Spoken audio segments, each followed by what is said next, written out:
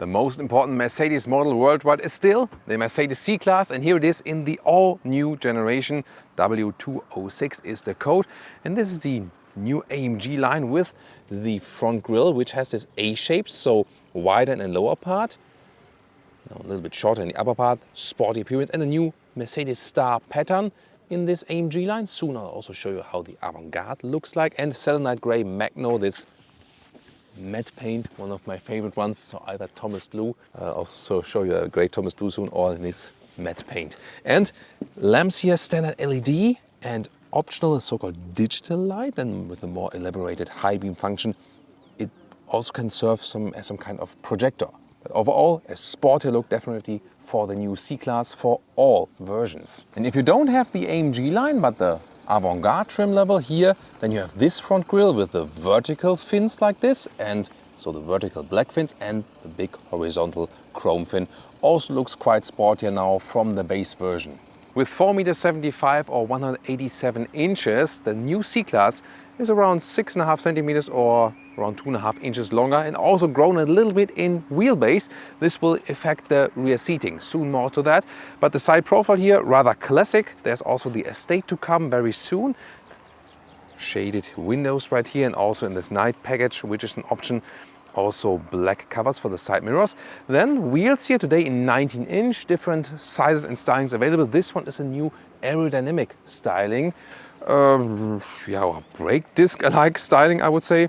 Overall 17 to 19-inch, so these are the biggest ones.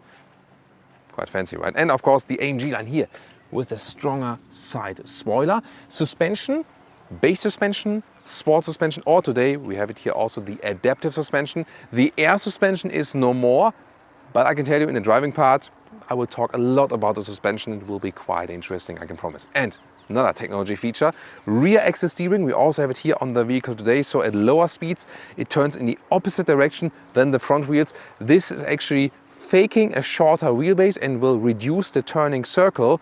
So a great technology we have not seen on the mid-size segment yet.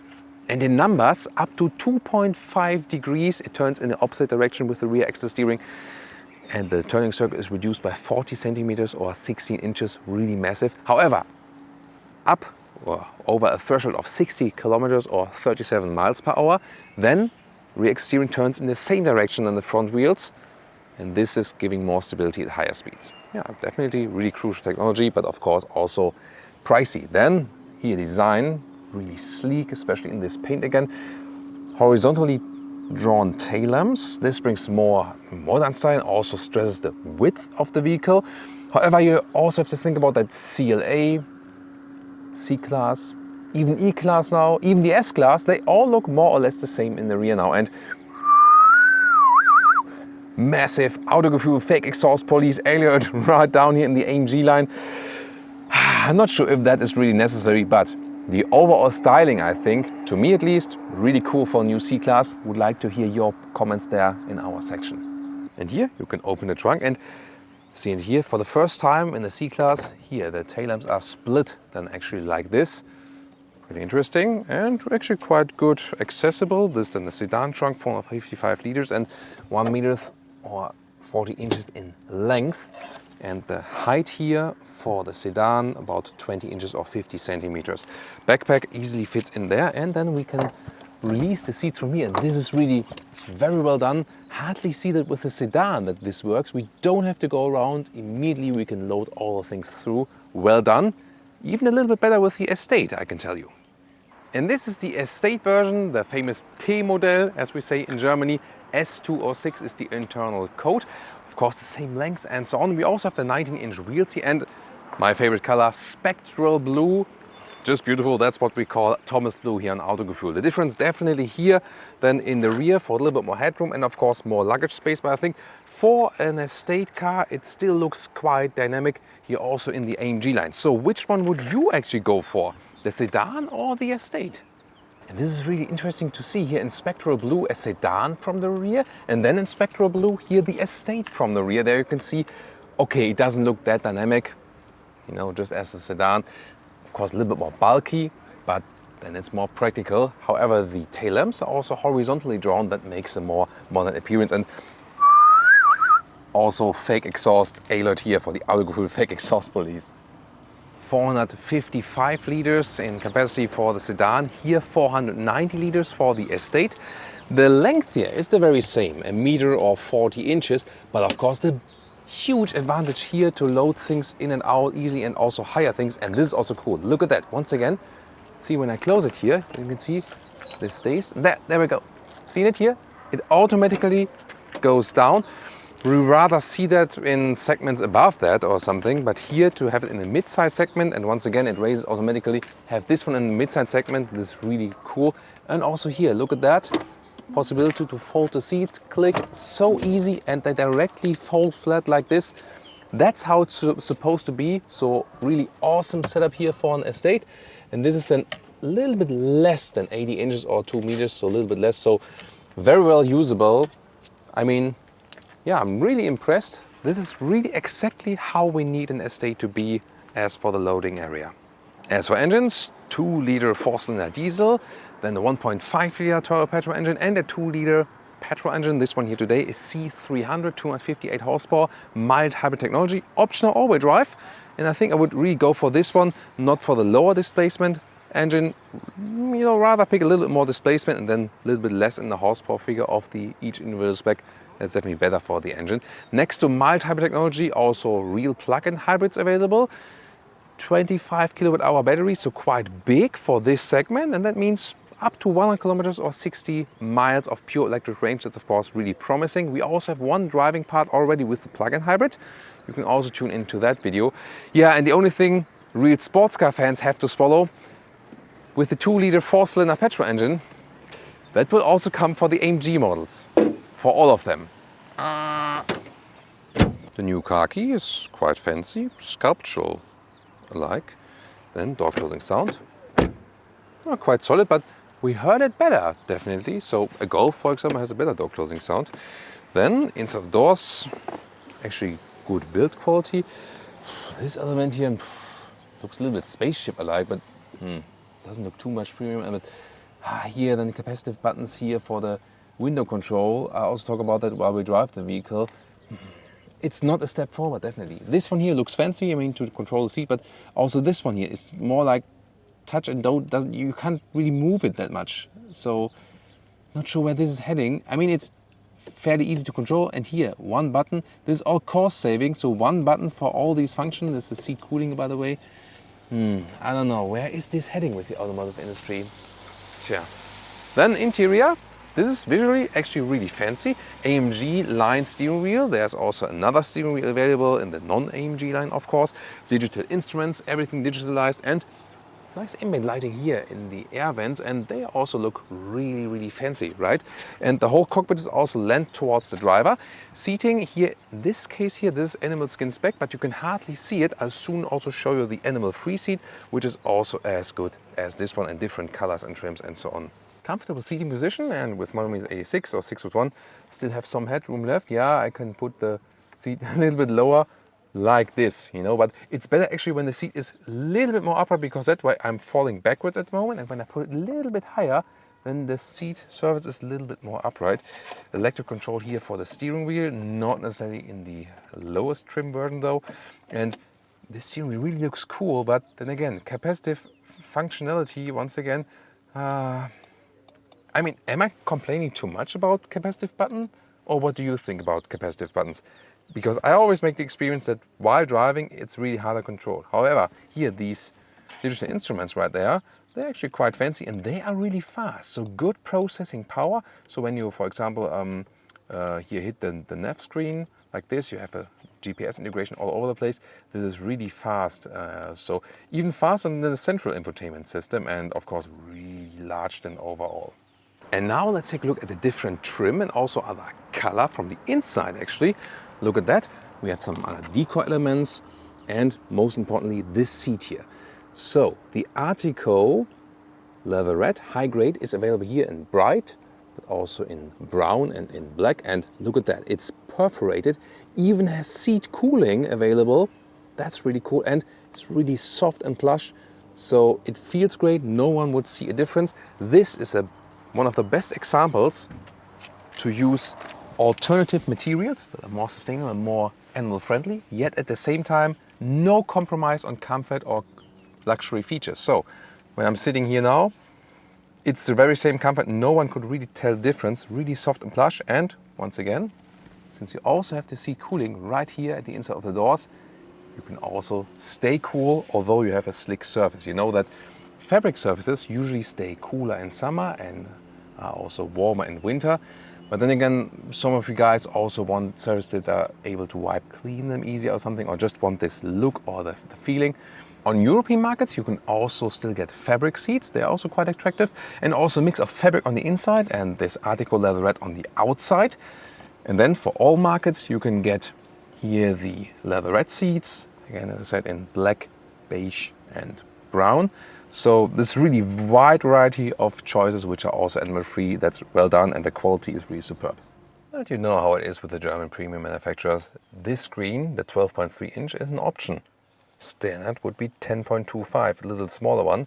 And also on the right side here, like in the new S-Class, this vertical screen, this is also an option, 11.9 inch.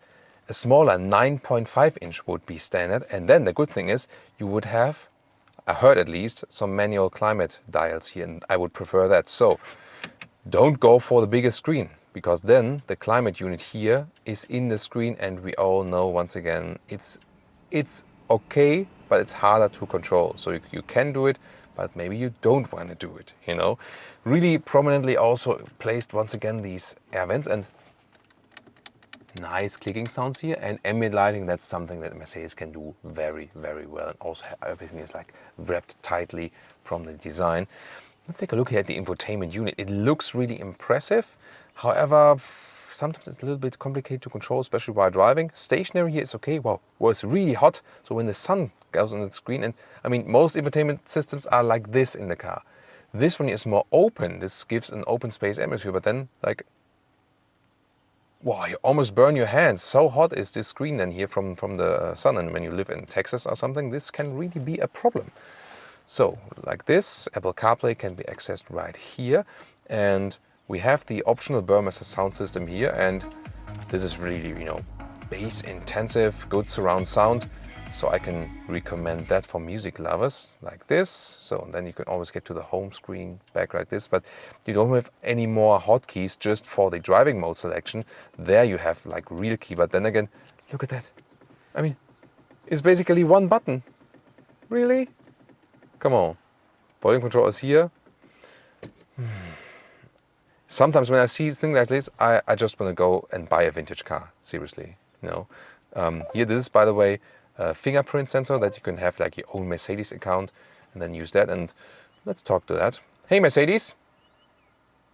Hey, Mercedes. How can I help? What do you think about BMW? Good friends from Bavaria. Really good friends from Bavaria? I heard that differently. Middle console, you can open this one, and then you have USB connectors, 2 times USB-C, and also inductive charging pad there in the front. Phones. And then you have the cup holders. They are also somewhat adaptive.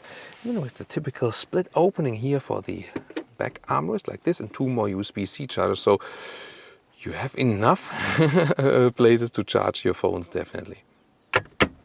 And the head-up display is a nice option and even has some GPS visualizations, for example, when you have set the route. We have a fancy panoramic roof, but we have a not so fancy slider for that. So, well, I can press it to, you know, get this split opening, but then I have to slide it. I have to slide it.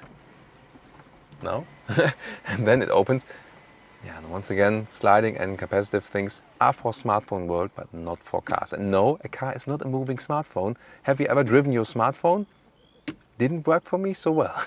But here, leaving a lot of sun you know, inside, that works very well today. And by the way, we also have a shade here, so I slide it back then, and then I have to slide it once more.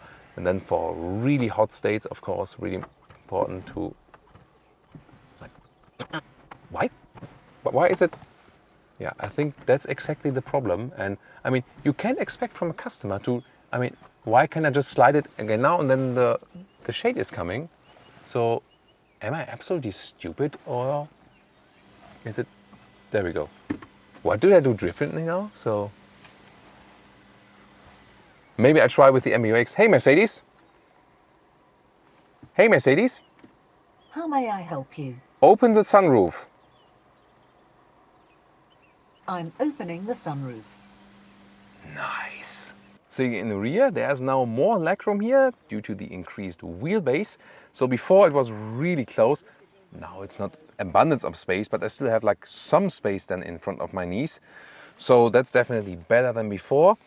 I mean, it's average comfort here in the rear. It's actually not too bad. You can use it with 4 tall adults. Headroom-wise, though, in the sedan, when you're really tall, one with A6 or 6'1" here, then I do hit the ceiling with my head. We'll soon also check out how it differs then in the estate version. And the middle part here could be used. However, there is a quite substantial middle tunnel, and also the middle part is a little bit harder, and then headroom-wise also a little bit of a problem. Yeah, but the new climate unit here in the rear, that is actually quite fancy. Let me turn on the AC right there, and then we can take a look at it. You've forgotten your phone. And now the comparison rear of the estate. How is it different? First of all, here again the bright Artico seats. So this once again the man-made leather, as Mercedes calls it, or Artico or MBTex in the US. So again, also in the rear, really plush, soft, and also perforated for better climate comfort. Wow, also really impressed with that. And let's get inside. What's different to the sedan? And you've seen when we have panoramic roof installed, which we have today in both vehicles, both sedan and estate. So it's very good to compare. In the sedan, I did hit my head here at the ceiling, but here I can exactly fit in with 1.86 or 6'1". So if you're traveling with tall adults, the estate, the T Model, das T Model, German lesson for today, then this one is here, das T Model, is really the better choice.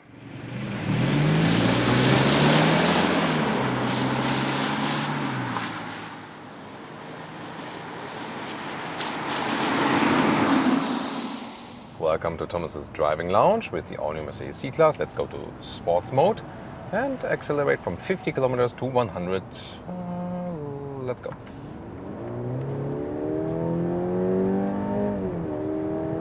Dropped the dips, even a little bit faster. So yeah, quite good acceleration here with the C300, which will be, oh, speed cameras, pay attention to that. C300 will be actually probably the worldwide bestseller, or one of the best sellers. We have it here in the 4MATIC version, so the all-wheel drive, and definitely more than enough power. The thing is, when you go with a smaller petrol engine, then you have also less displacement. Here is the 2-liter 4-cylinder, and the entry-level ones are the 1.5. And I always say, pick the highest displacement with the least amount of horsepower that's available, because that's the best for the engine, you know? So I really hate it when the manufacturers squeeze so much horsepower out of small engines. That cannot be good, like, you know, for long term. And the greatest thing about the new C-Class is, yeah, I mean, in some of the luxury and comfort features, it really comes close to an S-Class. Of course, it will still be a different feeling, yes.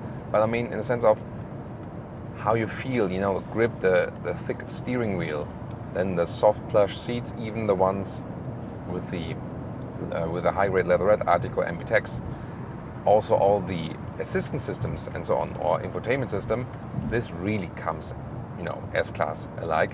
We do not have air suspension anymore, but the adaptive suspension that we have here, even if we are in a sport mode, really combines comfort and sportiness very well. German Autobahn test here, of course, that's the thing you watch this channel for when we are in Germany. And in the sport mode, really more stable, a little bit more feedback. And also go back to the comfort mode, and this is actually quite good to choose then here in the lower part. Normal comfort mode then gives me a little bit more dampening, a little bit more relaxing, but still it doesn't shake up at all. So yeah, some might miss the air suspension in the C-Class, but then again, the adaptive suspension here is so good that you can also easily live without it. This vehicle is also equipped with a rear axle steering here at higher speeds. That gives me more stability when I'm doing a lane change. It steers in the back in the same direction on the front wheels. And at lower speeds, opposite direction, then for a little bit more agility, actually. And that's, of course, a great new feature to have here in this very segment. Also very good as for noise insulation at 1 kilometers or 60 miles an hour. Very silent here on our motorway. That's where the C-Class is really very good. And also if you compare the other competitors in this segment. The main ones, of course, would be the Audi A4 and the BMW 3 Series, which are also really silent, no doubt about that.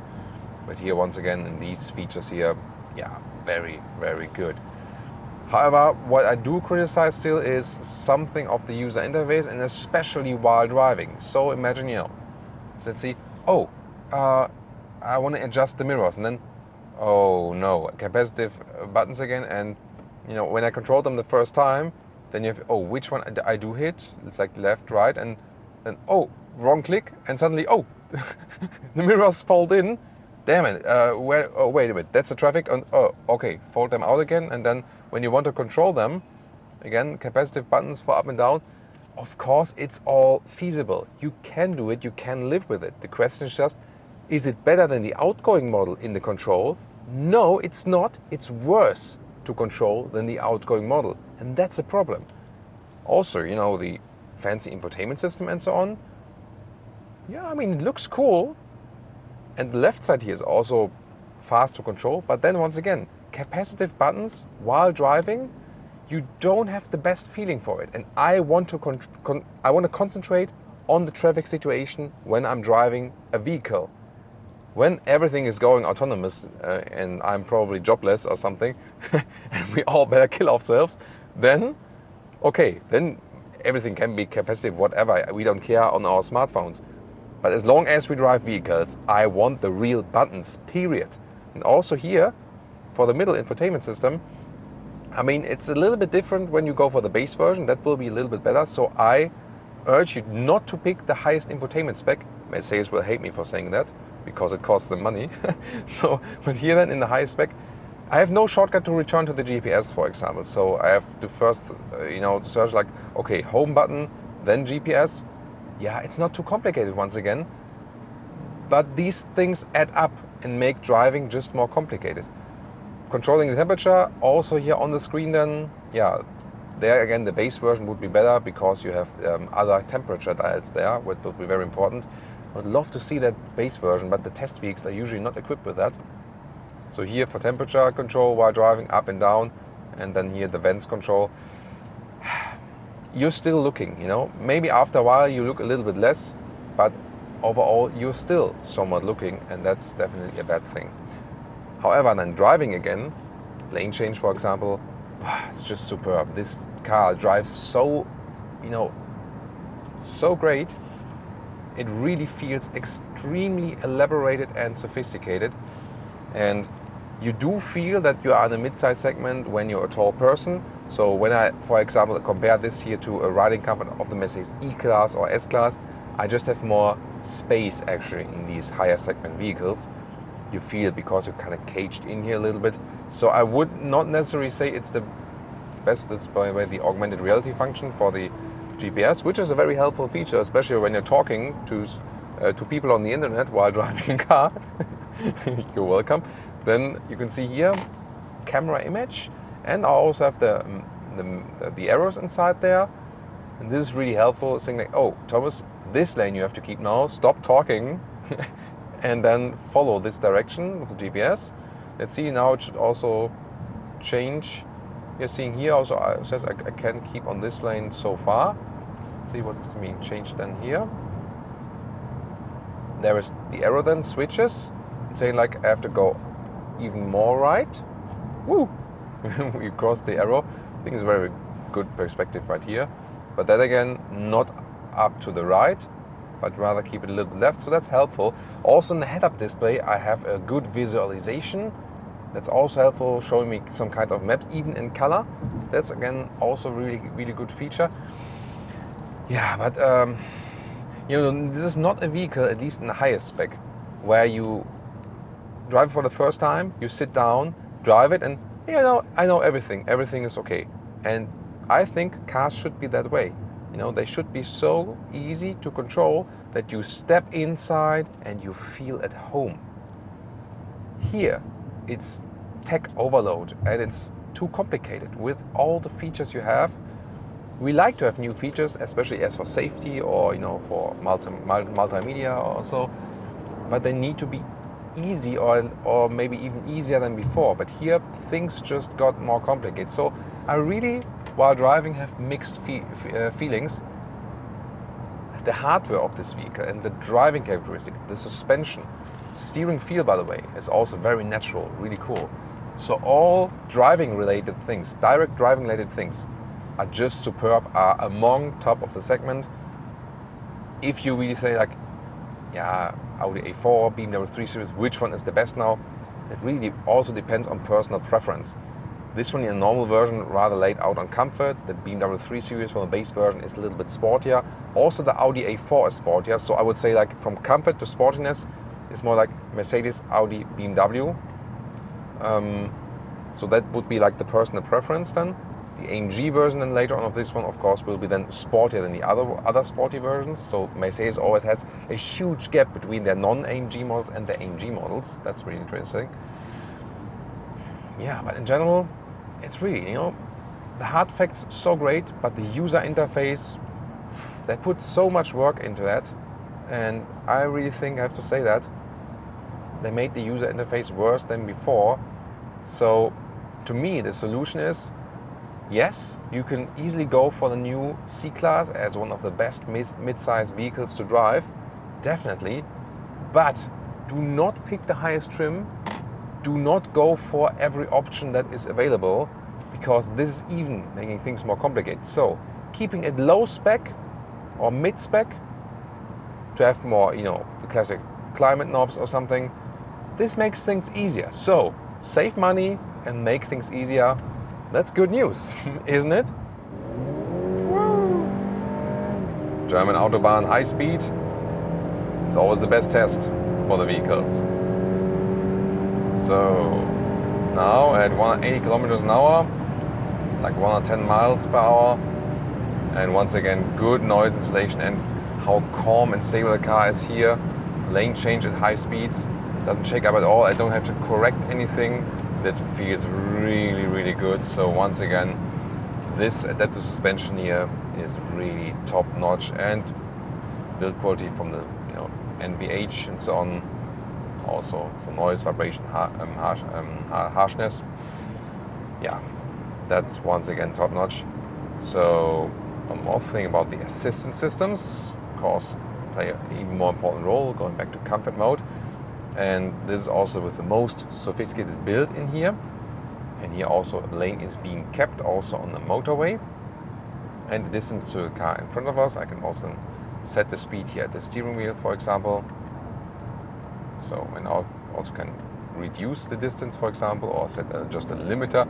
But most of the time you have the adaptive cruise control in place then, and see here also lane is being kept. And after a while it should also start complaining. Let's see, when does it complain? Then I can show you the capacitive steering function. Not complaining yet. So when does it say, Evil Thomas, don't do that? No. So, and then, see here, I just touch the steering wheel that the car knows I'm here. I don't have to like shake it or something. And the fuel consumption before the last acceleration here, we were here for the C300 2-liter 4-cylinder petrol engine, turbo of course. Around 7 liters on 1 kilometer, so some 30 mpg US and some 40 mpg UK. And now off the motorway, once again you can see here, augmented reality arrows. They're really helpful, I think. You know? And here we can also test the agility. Nice corner we have. I'm in the sports mode. And once again, good commands from the steering wheel to the road. Really nice in the sport mode, a little bit more feedback then. And so this overall very natural driving feeling this car is offering here, a little bit accelerating out. It's really nice. Also in the all-wheel drive version, there's still a rear wheel bias. Now we have to be a little bit careful here. Yeah, there we go. And accelerating out. So when you have the all-wheel drive, it doesn't feel that you're being pulled from the front too much. Still more power to the rear wheels. However, my choice would definitely be C300 rear-wheel drive. I think that is the best setup then here for this vehicle. Interesting definitely to compare it to the BMW 3 Series and also to the Audi A4. We have, of course, reviews of these. And looking forward to your comments. Which one do you actually find better?